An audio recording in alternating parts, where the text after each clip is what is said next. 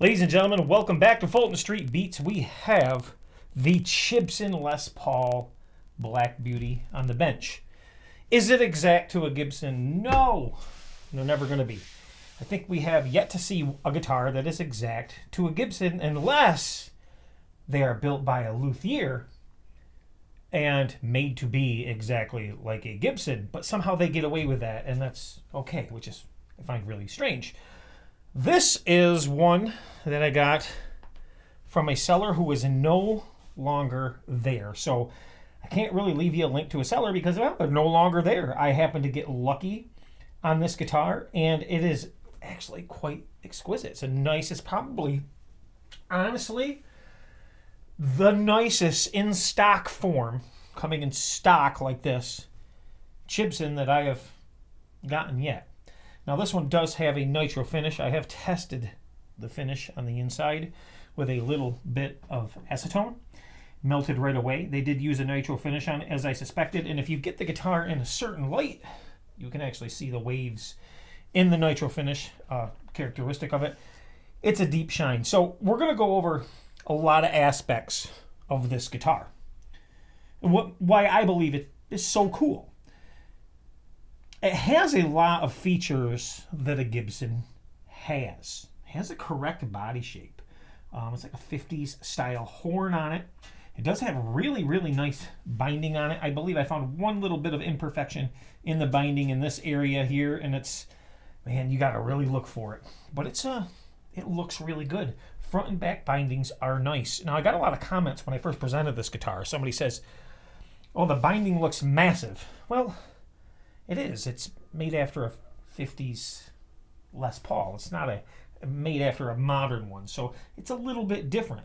The headstock is a little bit different, but the rake is nice, and it says Gibson Custom in the back. Of course, it is not a Gibson. It is a Chibson, and of course, we have the bogus serial number on here. Now, the difference with this serial number is this isn't. Now, most of the serial numbers you get on these, they're kind of deep in. This is more almost a laser etched serial number, more shallow, almost like you see on some custom shop Gibsons, but it's different than I have on any other Gibson or Chibson, I should say, here.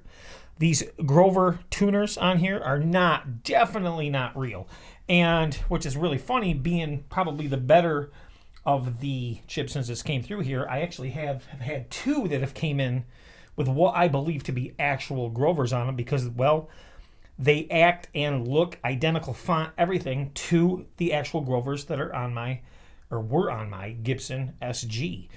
So keep that in mind. These are definitely not real. The plating is not right. The font is not right, but they seem to work fine. The guitar holds tune really, really well. So let me get you a good shot at the back here. And I'll let you see the binding around the sides and the edges. Really nice looking guitar, right? Okay, it's a little bit dusty. It's been sitting on the wall. I haven't cleaned this thing up. So I've been playing it. I've been playing it quite a bit, and it sounds outstanding. Now this does have the ABR 1 style bridge. The action is slammed nice and low. The frets have been leveled. There's no high spots, nothing like that. And this does have nibbed frets. Yeah, that's right. Nibbed frets on this. The nut is cut exceptionally well. This one appears to be a nylon nut. Now, nuts on Chibsons can be all over the place. I've even seen them with graphite nuts. I'm not going to say graph tech, but graphite nuts. Now, a lot of people refer to these inlays, and we always joke about it and said mother of toilet seat. And what they are is they're an acrylic inlay. That's right. They appear to be like the inlays that Gibson uses on their SG standards, an acrylic inlay, and that's exactly what Gibson uses, is an acrylic. It's not a mother of pearl. It's actually an acrylic. So they're in the same realm. However, the headstock is a different story. This headstock is definitely not anything that is like a lacquered over paper or anything like that. This is a very deep, and you can tell by the texture, mother of pearl, the deepest I've ever seen on a Chibson. Now, while the logo is not proper, they don't have it spaced properly. They have it a little too high towards the binding on the edge of the headstock, it is a nice logo. And I'm not looking for precision. I'm not trying to copy the Gibson exactly. I just want a nice looking guitar. And when I order these guitars, I never ask for logos. If they come with a logo, fine, and if they don't, fine. I'm not looking for a logoed guitar specifically. I'm just looking for a cool looking guitar that plays nice, and that's how we present them. So let's get into this guitar. Now, we've already done this before, but we'll do this again on some of these parts because we already know that this has big pots in the back. However, I am going to show you these pots again because we're here. And a lot of things about these is easy to spot. Let's face it, if you know anything about guitars, you can spot a replica, a look-alike, if you will, right away. There's so many telltale signs, it's insane. A big telltale sign is a lot of times a replica is, well, has a better fit and finish than an actual Gibson, because they consider the flaws on a Gibson to be unique to the Gibson, which I'll never understand, but that's what they say. So here is our plate, and as you can see inside, we have full-size pots. It is routed nicely. It looks like as if they're using shielding paint in there. This is what appears to be, when I'm looking at this in the light, what I can see through here, this appears to be a one-piece body with a cap, but we have plug-and-play harness in here that looks just like some of my Epiphones wiring. I mean, just like, if not better. So we have that small chiclet green pills inside, and we have a decent switch inside also. Just, it's not nothing fancy, but it does the trick, and it feels well, and it works phenomenally. It does, if you want to use it as a kill switch and turn your neck pickup off, turn it down and use it as a kill switch like I do with a lot of Kiss songs. It works great. You don't get any static or anything unwanted. And by the way, this does still have the plastic on this, guys, so if you're wondering why it looks kind of scratchy, it's not. It's just got the plastic on the edge here. So there we go. And once again, wired very, very nicely. Almost looks like a Switchcraft switch. It's quite long. So there is that. I'll get you in there, take a peek. And that's what we're dealing with inside of this guitar. Large pots. So let's do this. I'm going to sit this stuff to the side because we're going to go dive a little deeper into this guitar. What do you say we pop this up? We'll detune this a little bit here. And what I'm going to do is try, if we have to restring it, we'll restring it. But I'm going to take these strings loose and we'll pull off this tailpiece and bridge and see what's going on there, because I believe they're labeled underneath, and I could be wrong. Maybe I'm looking at it wrong.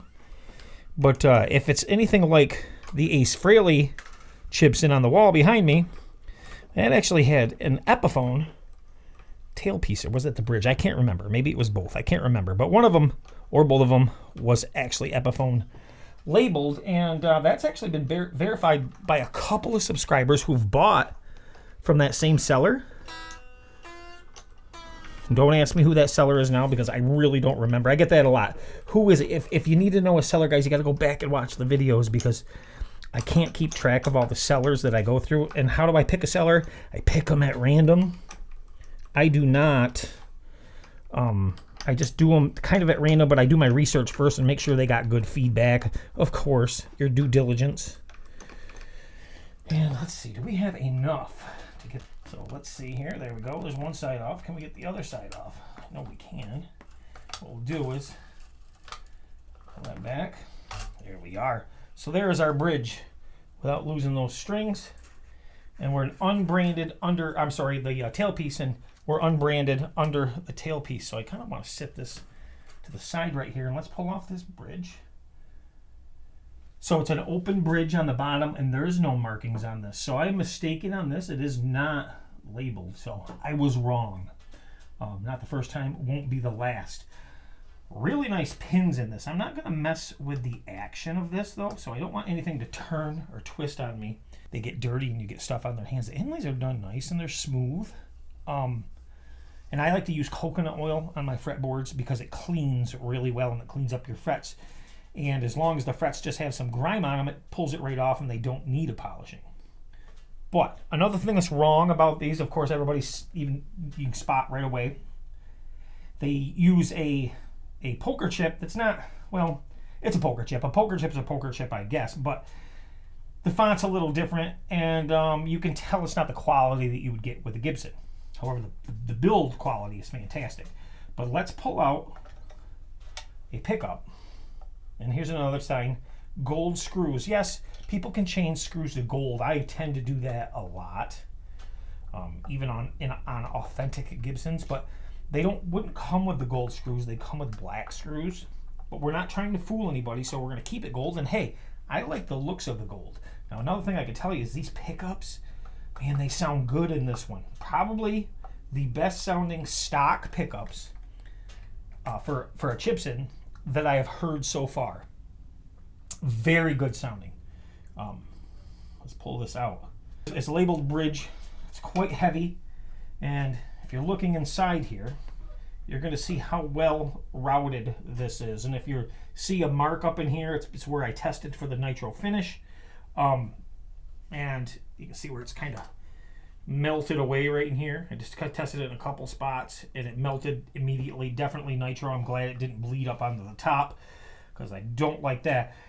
This is definitely CNC routed. This is not done with a router. There's no way. It's just too crisp and too smooth. So keep that in mind. Really good job. And this is definitely shielding paint that is inside of the pickup. In the back, I haven't tested that one, but I had this out. I did. You can do it with your voltmeter. This is definitely shielded and has a really nice routing to the cavities. I'm going to pull this one out also.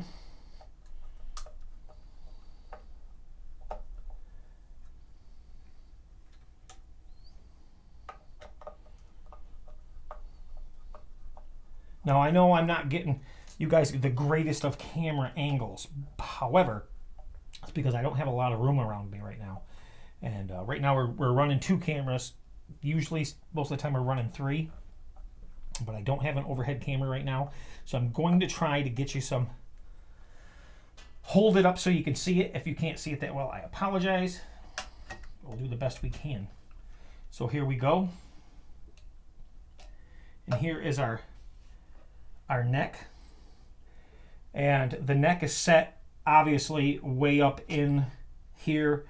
You can see where it's wedged. So here's our tenon, our neck where it extends up into here.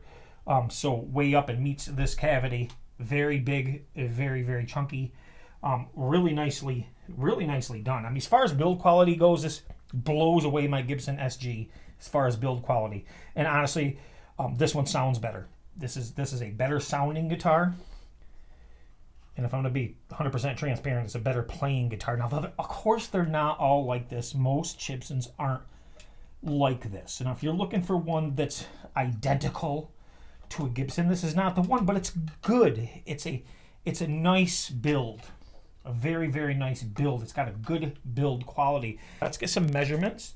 First off, let's check the neck out. And I've done this before on the other one.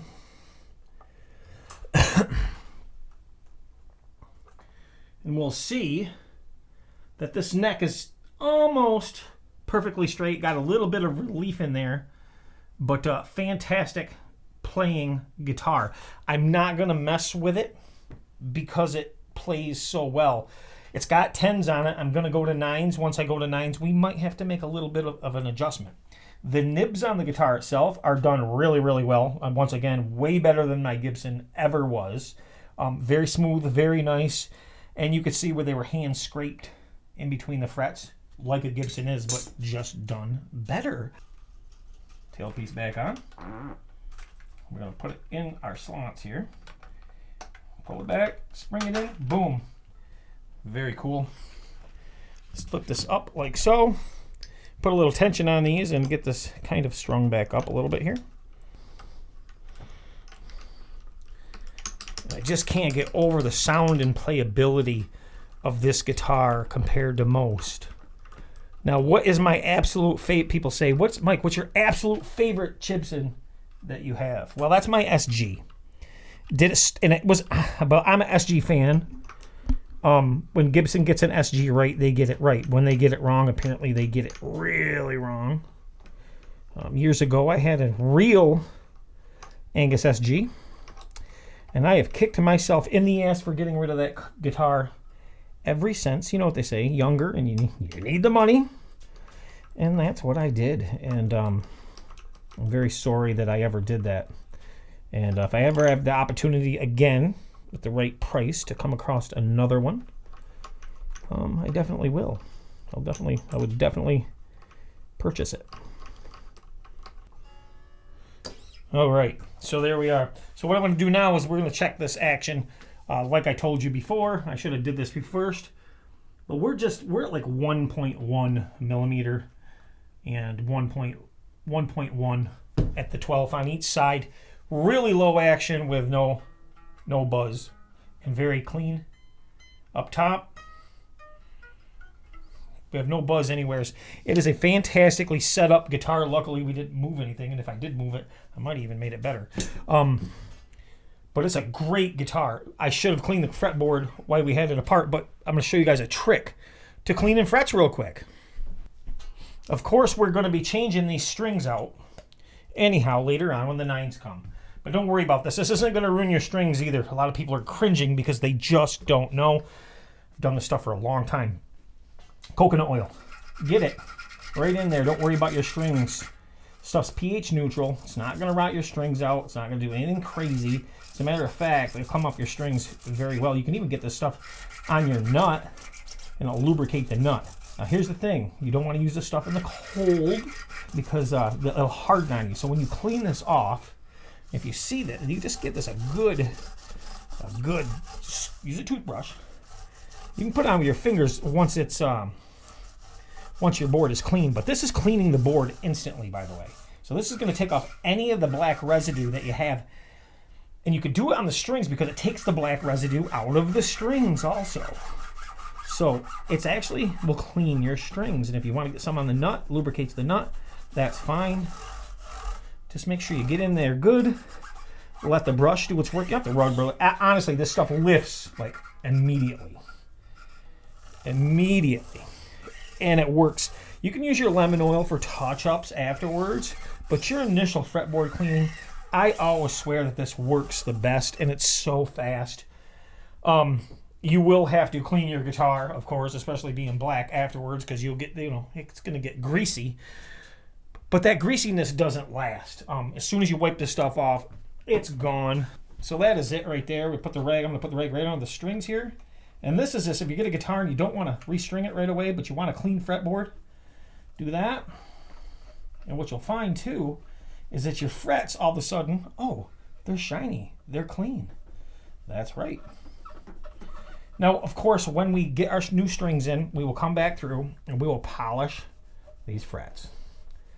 And we will give this another cleaning of the fretboard.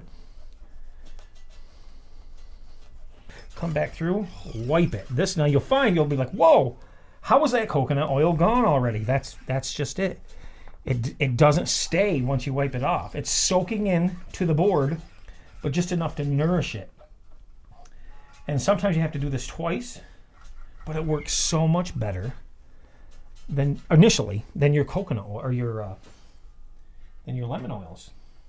It's virtually it's got a perfect pH level for this too, and it's been used regardless of what you read online, because you get all the know-it-alls in every forum that don't know what they're talking. I've never used that on my fretboard like their wood is something magical. But here's the thing. Coconut oils, organic coconut oils, by the way, I must say, it has to be organic, because if not, it can go rancid on you. Organic coconut oils have been used to preserve fine furnitures and woods for years and years and years. And let me tell you something, there ain't no fretboard in the world that's finer than a fine antique piece of wood. So if they're not worried about it on fine antique wood, I think you're okay on your guitar fretboard. So it just had to be said, because it's just common sense stuff. Now, I get that people are worried because it goes against the status quo, and it's not what, people normally have heard of or do, but there's a few people out there that actually know this and have done it. Now you can get in, you want to get up in close to your frets. And like I said, we're going to do this again, but now our fretboard is looking, I'll clean the guitar off in a minute too, but our fretboard now is looking pretty fancy. Don't you think? Now it pops. Now it's looking good. So, what about all this crappy residue that's all over? Well, I'm going to take my rag, first off, and get the, even though it's got the coconut oil on it, get the majority of it off because, like I said, the coconut oil doesn't want to stay on there. It doesn't want to stay on smooth surfaces. Okay. So what I'm going to do now is take this, what do you think, guys? Beautiful, right? Isn't that a beautiful guitar? I love it personally. And you know what we haven't checked out yet? And I'm all over the place because, well, this is exciting to me. Let's look at the truss rod cover and look at the truss rod. Truss rod cover is definitely, it's Gibson shaped, but it's not, doesn't have the right engraving on it. It's a little different. So there's that. And it does, you know, it is a 2-ply and it has a film over it. We can take that off. Let's do that. Just take that film off of there. And it looks a lot better now with that film off for sure. But if you look inside of here, you'll see that they did a good job, but it's dirty. But the nut inside is nice. The nut inside is very nice. So we're going to leave that off for a second. And I'm going to show you guys. This is an actual Gibson truss rod nut, or truss rod cover. And you'll see that the size is totally different. The size is totally different. So keep that in mind. So if we now, just so you know, because people don't understand the differences, and you say, well, how come they can't get it right? You seeing this, guys? How come they can't get it right? Well, because they can't get it right because they can't. They could if they want to, but they're not allowed to. Because what you learn about Chibson guitars is, well, they're counterfeits and they're trying to copy to rip people off, and that's not true. There's no intent to defraud going on. Not you or me, not the consumer anyhow. Maybe there might be something going on between them and the manufacturer and their trademarks and such. But that has nothing to do with you, the consumer. And most of these laws are written for commerce, and we're not engaging in commerce. We're just private consumers. So even if it was and was considered a counterfeit, the Department of Justice has ruled, you can go to the Department of Justice and read this, that any citizen, in the United States anyhow, is allowed to knowingly purchase a counterfeit item, even if they know it's counterfeit for their own personal use. I'll put a quote for that. Boom, here. Anyhow, so that's why, but they changed things. Gibson wouldn't have this on here, and it wouldn't be spelled wrong if they did, and it'd be a sticker if they did, right? Their frets are nibbed differently. The logo was different. We have a different truss rod cover, even though it has similarities such as the frets being bound in a similar shape and things like of that nature, and even the Gibson logo up top. The thing is, they're all different. They're changed just a bit. What about this guitar is like a Gibson? And now let's be realistic. Nothing. It has a similar body shape. That's it. Everything's going to be different. And with the things that you see on a Chibson guitar, and they say, well, you got this right, but you got this wrong, and you got this right, but you got this wrong. Actually, they really didn't get anything right, and it's because, well, they can't, because they'd be shut down, because they have trafficking laws for that stuff. Can't be, because then it would truly be a counterfeit, and to qualify as a counterfeit, you need criteria such as intent to defraud, and they don't tell you when you buy these on Aliexpress, eBay, that this is a Gibson. They don't tell you that. Never do they say that, because that's an intent to defraud. But they also have to meet the counterfeit definition, have to be exact, and in no way are they exact. That's why people go, that's a fake, because they know right away, and that's the thing. the counterfeits have to be indistinguishable. Okay? To the eye, indistinguishable. And they're all distinguishable. You can always tell the difference from what people complain about, from the screws to the poker chip to the fonts to the way things are, to the way the knobs are put in the body, to the way the binding's done, to the way the headstock is done, to the tuners that they use, everything, to the truss rod covers, to the type of the fret nibs, if any, to the type of the bridge. This is not a Gibson bridge, it's a different size. It's an ABR1 style bridge, and that's where and everybody looks over these parts, they say, oh my God, it's a counterfeit. Well, if you bought it as real, it still wouldn't be a counterfeit. You just got defrauded. You didn't know what you were doing. So I'm here to kind of present this stuff to you so you can see exactly what's going on. So, you know it's not. It's not a Gibson. It's not a Gibson. My SG has Gibson parts on it, authentic Gibson parts on it. And you know what? It wasn't easy. They don't just interchange. And there's your proof that they're not counterfeits right there, because you can't even interchange parts without modification. So they're not even close to identical. As a matter of fact, 90%, 85 to 90% of the guitar is totally different to what you think that they're representing. It has the overall appearance at a glance, but upon inspection, you immediately know that is not what it is. So anyhow, I wanted to share this with you because I think it's really, really, really cool. And it's one of my favorites. And what really makes it my favorite, not just because it's with black, it's beautiful, right, is it sounds fantastic. And I'm going to try to put a little bit of that, if you didn't already hear it, at the beginning and maybe some at the end.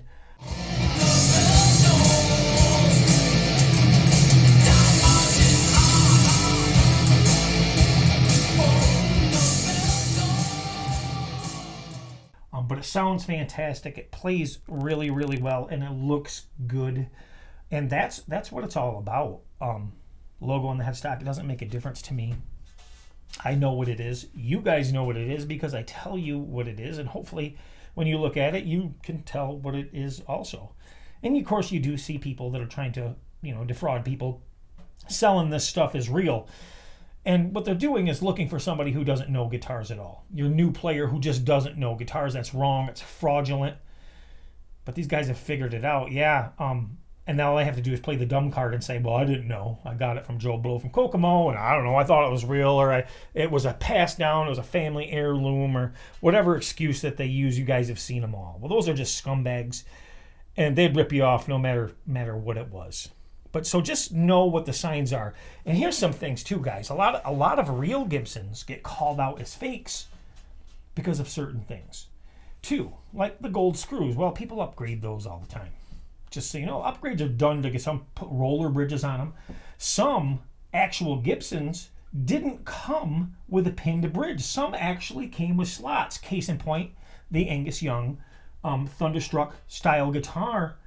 Angus's guitar came with a nylon saddle ABR1 bridge with slots. That's right, slots. Why slots? Because, well, Angus wanted that guitar with slots because he would sweat so much on the guitar that it would bind up the wheels from corrosion, and they couldn't turn them without gouging things up. So they needed to get in there with a screwdriver and adjust that way. And then they carried that over into their production model. So not all, that's just one example. So you can't always tell. And another thing, sometimes people upgrade their bridges. That's right, because believe it or not, Gibson bridges are not good. They're not that great. So people will upgrade their bridges and their posts and put slots on them. So you can't use that as an identifier.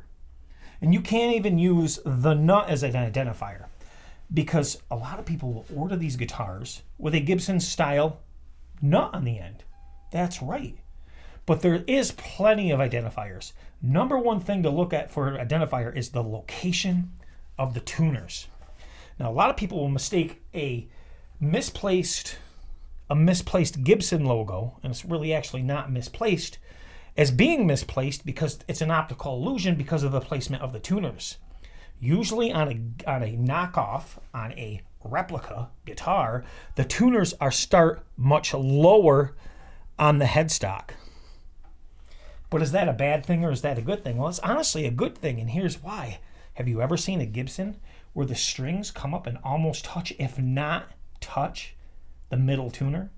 They don't worry, but it doesn't happen on these because they place the tuners down farther and they're inboard a little bit more. So this is even placed different, which gives the illusion, this one's a little bit different, but on most of them it gives the illusion that the Gibson logo itself is off, when in actuality the logo may be correct, but the tuner's in the wrong locations. Optical illusions, right? So with this, when we look at this and we have this Les Paul Custom truss rod cover on here, that is way too small. It's not even close, but it looks right to the eye because of the proportioning of the tuners and the logo and everything. So we know something's off. Something's definitely off, and that's your key. Something's definitely off, but we can't put our finger on it. So we search and we say, well, that logo's wrong. Is it? Or is it a combination of a few things, such as a little bit smaller of a truss rod cover with the tuners in the wrong location? Yeah, they're down farther. They did the same thing on the SG. The SG, when we compared that, the headstock measurements on my SG compared to my real SG were identical. The measurements of the headstock, the rake of the headstock, for everything, the Gibson logo, the placement of the logo, end to end, everything. The truss rod cover, everything was identical. And people said the headstock's wrong. It's not right. The logo's wrong. The logo was perfect, but the tuners are down about that much farther than they should be where they start. So that is what they were missing, and that's pretty much on all of them. They do that on all of them, even the Ace Frehley guitar. Everything's a bit different. So, and why are they different? Because they have to be. They have to make them different so as not to be confused with the real one, because it'd be really big repercussions for that. And that is your answer to why they've been allowed to import these things for years and years and years, as far back as you can remember. Because they're not breaking the rules you think they're breaking. And different countries fall under different rules. But we're talking about rules of commerce and uniform commercial code. All kinds of whacked out stuff and different loopholes that you and I can't even fathom or begin to jump through, that lawyers have a hard time figuring out. But if for you, the consumer, you can mark it safe, you can have it. And that's all you need to worry about. So, all right, guys, thanks for watching Fulton Street Beats. I hope I could show you a little bit something about these and why we do them and what they actually mean and what they are. And that it's not a Gibson, it's not close to a Gibson. And a lot of ways they're better than Gibson, and in a lot of ways they're worse. And that's the bottom line. Remember, it's rock and roll makes the world do that twirly thing. Hit that like button and share and subscribe on your way out. I'll see you soon.